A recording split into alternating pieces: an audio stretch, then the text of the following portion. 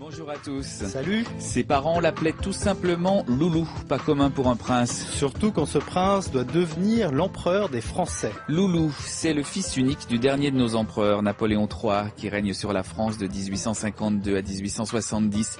Aujourd'hui, les Français ont complètement oublié cette figure historique. Pourtant, sa vie est digne d'un roman, c'est un destin brisé, une histoire saisissante. On va donc suivre les pas de ce prince mort tout jeune en Afrique du Sud, très loin de chez lui, il y a 130 ans exactement.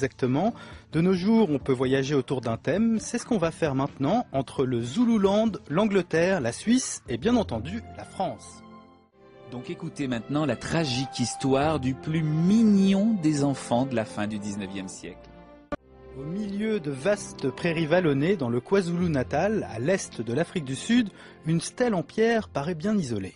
La stèle du prince a été commandée et payée par la reine Victoria, une reine anglaise qui a commandé et payé une stèle pour un prince français qui a été tué par les Zulus.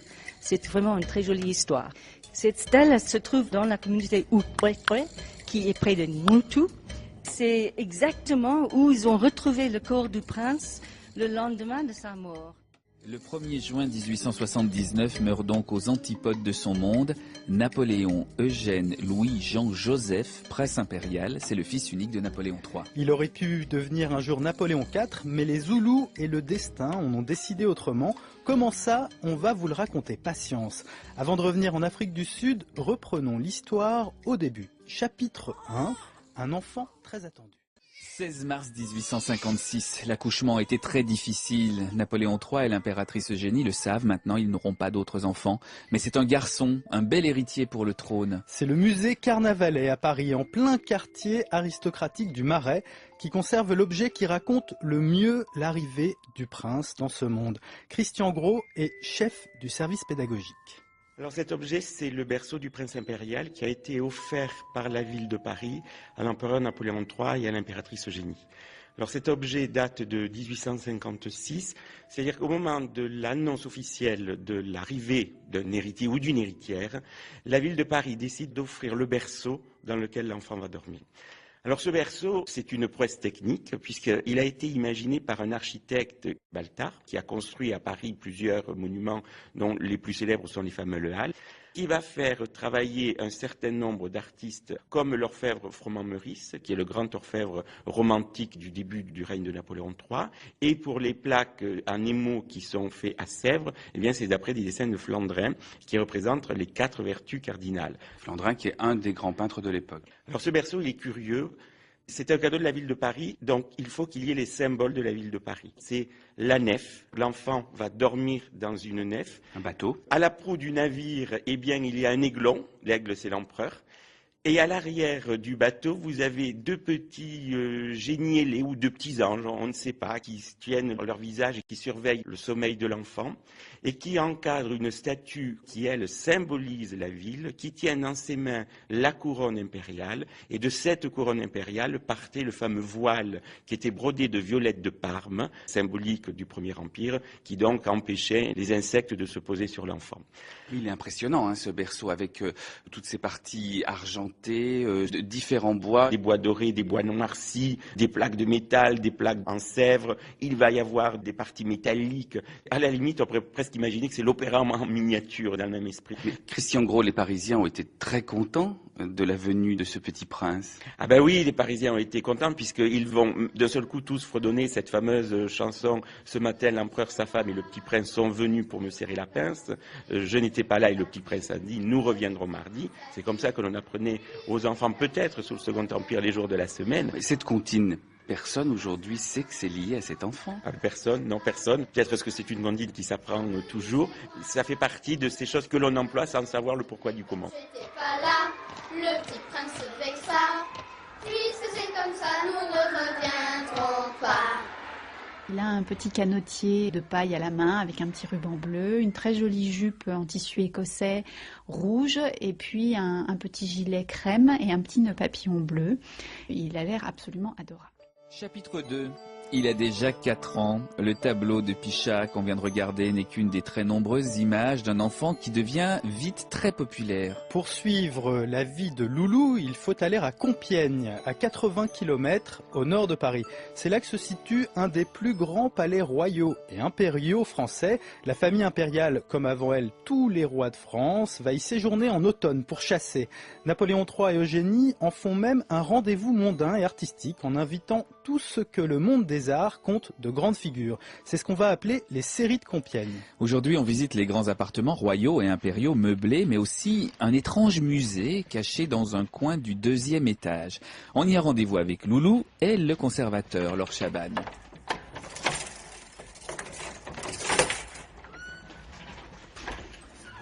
Alors nous entrons dans le musée de l'impératrice, qui est une partie du château de Compiègne où se trouve notamment, principalement, la collection Ferrand. Alors le docteur Ferrand a été un des grands passionnés de l'impératrice Eugénie. Il a acheté beaucoup d'objets lors des ventes après décès de l'impératrice en 1927 et il a constitué une collection principalement orientée donc autour de la personnalité de l'impératrice et de son fils, avec beaucoup d'objets intimes. Alors je vous emmène d'abord dans ce qu'on appelle une loge, c'est-à-dire que nous avons un certain nombre de petites vitrines qui ont été reconstituées dans des petites pièces de ce qu'étaient autrefois ici les appartements. Et donc nous avons plusieurs de ces petites loges, vitrines, qui sont consacrées au prince impérial. Alors les 2 premières que vous avez ici sont consacrées à l'enfance du prince, l'une au prince impérial bébé et l'autre au prince impérial enfant. Et nous avons la chance dans la collection Ferrand d'avoir de très nombreux objets, surtout des vêtements, des jouets, des éléments de mobilier qui ont appartenu au prince impérial. C'est très émouvant parce qu'il y a même les moulages de ces petites mains d'enfants, peut-être de 3 ans, 4 ans. Il y a aussi ce vêtement militaire comme un costume, effectivement, pour un enfant de 5 ans, par exemple. Oui, alors c'était en fait la tenue officielle du prince impérial lorsqu'il était enfant. C'était une petite tenue de grenadier de la garde, puisque Napoléon III avait tenu à associer bien sûr son fils à l'armée qui était un des piliers du régime. Lui-même, Napoléon III, se présentait le plus souvent en uniforme de général de division. Et donc son fils faisait officiellement partie des grenadiers de la garde à son petit niveau. Donc c'est effectivement un uniforme miniature qui est très charmant. Et nous avons plusieurs exemplaires de cet uniforme selon les âges du prince impérial.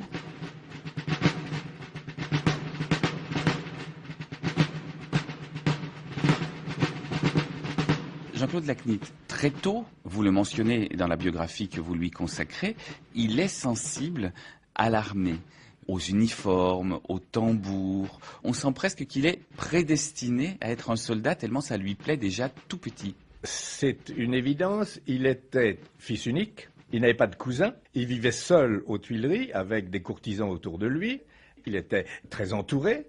Mais il n'avait pas, si vous voulez, la possibilité de jouer toute la journée, comme beaucoup d'enfants, avec des camarades. Alors, son premier plaisir, ça a été de regarder par la fenêtre de sa chambre la relève de la garde, et il s'est rapidement passionné pour l'appareil militaire, le spectacle que donnaient les soldats. Incontestablement, on l'a donc inscrit aux enfants de troupe, il a appris à faire l'exercice, il avait là des camarades, et c'est devenu chez lui un besoin de se retrouver dans une ambiance militaire. Dans le musée de l'impératrice, au château de Compiègne, des centaines d'objets, des souvenirs intimes encore imprégnés de vie, racontent l'existence du prince impérial. On a également une petite carte de France avec des régions et des départements qui sont découpés, qui sont mobiles. C'est une sorte de puzzle qui servait au prince à apprendre la géographie française. Donc il y a vraiment un côté relique très fort et l'historique de ces objets qui sont passés plus souvent soit par des amis du prince, soit par l'impératrice Eugénie ajoute encore à cette dimension. Décidément, dans ce musée, on a laissé l'étiquette de la cour à la porte et on est au cœur de l'histoire d'une famille, comme sur ce tableau où l'empereur apparaît comme un simple bourgeois de son époque. On voit Napoléon III assis dans un fauteuil, tenant sur ses genoux son fils, qui est en kilt, qui doit avoir à peu près 7 ans, je pense. Et c'est un portrait très moderne. On a vraiment l'impression que Napoléon III est le père normal, je dirais. Enfin, il n'a rien d'un empereur dans ce portrait, qui exprime simplement sa tendresse pour son enfant, avec un bras passé autour de la taille de son fils. La façon de traiter ce portrait, en plus, sur le plan pictural, est très photographique, très réaliste. Elle exprime bien la relation très forte qui existait entre l'empereur et son fils. Incontestablement, pour Napoléon III, ça a été un rêve d'avoir cet enfant, avec lequel les rapports étaient tout à fait agréables. Il était un peu capricieux, si vous voulez, mais il ne faisait jamais de colère, il ne boudait pas, il était d'un abord absolument délicieux. Alors Napoléon en profitait, et en particulier, il lui laissait, quand il était au Tuileries dans son cabinet, l'entrée permanente, même s'il recevait des personnages extrêmement importants, et en leur présence, il le laissait faire toutes les bêtises qui pouvaient lui passer par la tête. En particulier, enfin je le raconte, un jour, le chevalier Nigra, ambassadeur du roi de Piémont-Sardaigne, apportait à Napoléon III des documents importants de la part du roi, et Napoléon III, après les avoir consultés, les posait sur son bureau. Le prince était assis à côté, par terre, avec un petit ciseau. Il attrapait les documents et il les découpait pour en faire des cocottes en papier. Et Napoléon III n'a rien dit, au grand étonnement de l'ambassadeur. Les visiteurs très attentifs qui parcourent les appartements impériaux meublés du château de Compiègne peuvent surprendre, là aussi, des traces du jeune prince impérial. Marc Desty est conservateur des grands appartements. Là, nous sommes dans le salon de famille. En fait, cette pièce est particulièrement importante parce que sous l'Ancien Régime, c'était la chambre du roi Louis XVI. Et ensuite, à partir du moment où Napoléon Ier réinvestit les lieux et fait remettre en état le château de Compiègne, on l'appelle le salon de famille, où l'on vient se regrouper pour discuter. Donc on voit effectivement qu'il y a un certain nombre de tables, de fauteuils, enfin du mobilier approprié à la conversation. Et donc on note la petite chaise qui marque sa présence ici dans ce salon. On a des témoignages qui nous disent que le prince impérial, effectivement, venait participer aux soirées à Compiègne et qu'il prenait part à certaines discussions entre adultes. Il était curieux de tout, il posait des tas de questions, et Napoléon III était ravi chaque fois qu'il pouvait parler librement donc avec son fils. Et l'impératrice disait, mais qu'est-ce que vous avez tout le temps à vous dire? Et l'empereur lui répondait, je tiens à savoir ce qu'il pense. Un enfant qui avait 7, 8, 10 ans. Le mobilier rappelle la décoration Louis XVI de la pièce, puisque c'est du mobilier Napoléon III, mais qui imite le style Louis XVI, avec des grandes fleurs brodées sur les fauteuils et sur les chaises. Et le petit fauteuil, la petite chaise du prince, beaucoup plus basse que les autres, elle est typiquement Napoléon III, matelassée, et on imagine un enfant de 5-6 ans maximum, parce qu'elle est vraiment toute petite cette chaise, c'est presque une chaise de bébé. Oui, voilà, c'est à peu près l'âge qu'il a au moment où on fait venir ce mobilier. La chaise du prince impérial est ce que l'on appelle un fauteuil confortable. Et en fait, ce qui est ici intéressant, c'est que partout au Second Empire, que ce soit ici à Compiègne, à Fontainebleau, dans les châteaux disparus des Tuileries, etc., on a une volonté, si vous voulez, de faire jouer l'historicisme et donc d'assembler des éléments de mobilier qui contiennent des pièces authentiques dans certaines salles. Par exemple, vous voyez ici, vous avez une table de jaspe qui est un authentique travail italien de la fin du XVIIIe siècle. Et on marie cela avec un mobilier contemporain du Second Empire, mais inspiré du XVIIIe. Mais on adjoint des éléments contemporains qui viennent introduire la notion de confort, parce qu'ils sont rembourrés, ils sont capitonnés, on est mieux assis à l'intérieur. Marc Desty, on arrive où ? Alors là, nous sommes dans un salon qu'on appelle le Salon des Fleurs, qui date du Premier Empire et qu'on appelle ainsi à cause des panneaux peints représentant des liliacées. Cette pièce, le Salon des Fleurs, est adjacente à deux autres. Ces trois pièces, en fait, ont servi au prince impérial lorsqu'il séjournait à Compiègne. Et on a sur une photographie son lit, fermé par des rideaux, etc. C'est joli cette table. Alors là, vous avez un guéridon à-dessus de marbre du Premier Empire. Et sur ce plateau de marbre blanc, vous voyez que quelqu'un a incisé une date. Un graffiti, carrément, on peut y aller.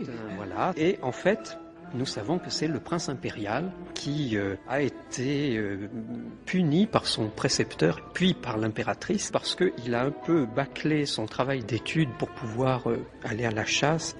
Et il s'est vengé en gravant la date de l'incident sur le plateau de marbre.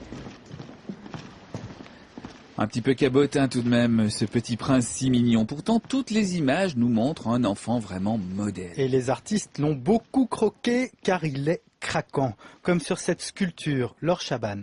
C'est le prince impérial avec le chien Nero, un très gros chien qui est presque aussi haut que lui.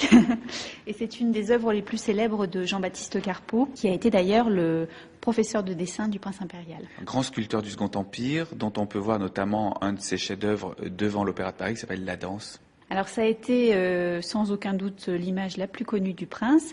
Elle a eu un tel succès que la manufacture de Sèvres, qui la produisait en biscuits, en petites statuettes, a continué à la produire après 1870, en enlevant bien sûr la mention du prince impérial, mais c'est un modèle de Sèvres qui a eu un succès phénoménal, l'enfant au chien.